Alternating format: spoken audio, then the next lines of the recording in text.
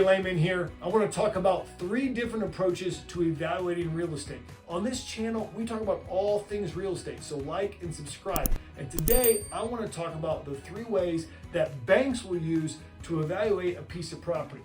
Those are comparable sales, income approach, and the replacement cost, okay?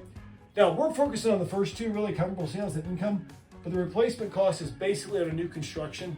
It's sometimes hard to appraise those. We'll say, okay, what did it cost to build that property? And we're gonna appraise it at what it got cost to build that property, all right? I don't do a ton of new construction builds, but I do a lot of multifamily, and I also do some single family real estate investing. And these are broken down differently and evaluated differently by these 2 approaches. So for a single family house, they're going to use comparable sales. They're gonna say, okay, how many bedrooms, how many bathrooms, what's the square footage? 4 bed, 3 bath, 2,000 square foot in a neighborhood that is average. And in that neighborhood, the 4 bed, 3 bath houses that are 2,000 square feet in that neighborhood tend to go for $250,000. Maybe one went for $260, one went for $240, another one was really nice, one for $275, one that was really bad went for $230, but on average they go for $250,000. And your house is average, it's not super updated, but it's not super grubby, and so comparable sales say your house is worth $250,000.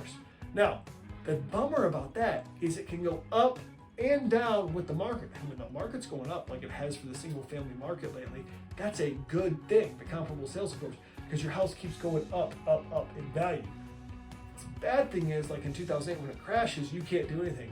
And a lot of times people lose a lot of value when the market crashes in their single family residence. For instance, when someone's underwater on their home, it means that they simply owe more than the house is worth.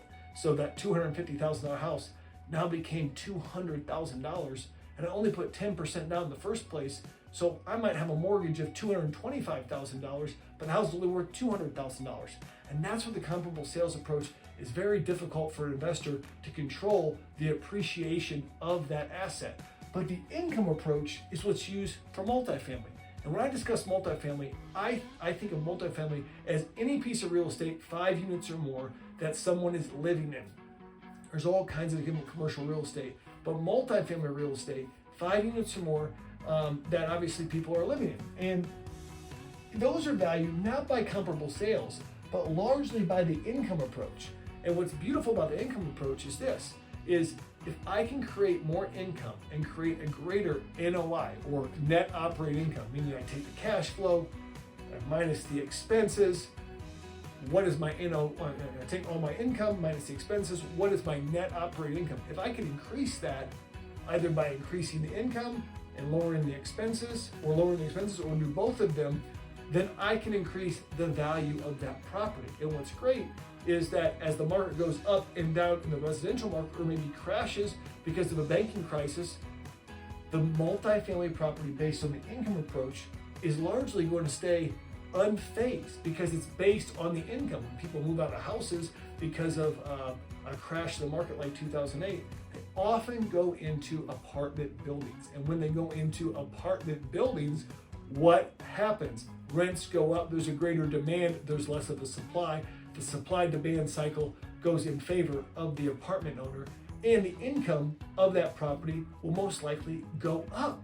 And so that's why very, very few multifamilies actually were foreclosed in the great financial crisis of 2008, because they are valued on the income approach. And the income not only stayed steady, in other times it increased. And so that's why I believe multifamily investing gives you much more control of the value of your investment than single family, because single family is based on comparable sales. Multifamily is based on the income approach. Like and subscribe for more content like that. Helps the YouTube algorithm get this info to everybody that needs it. Take care.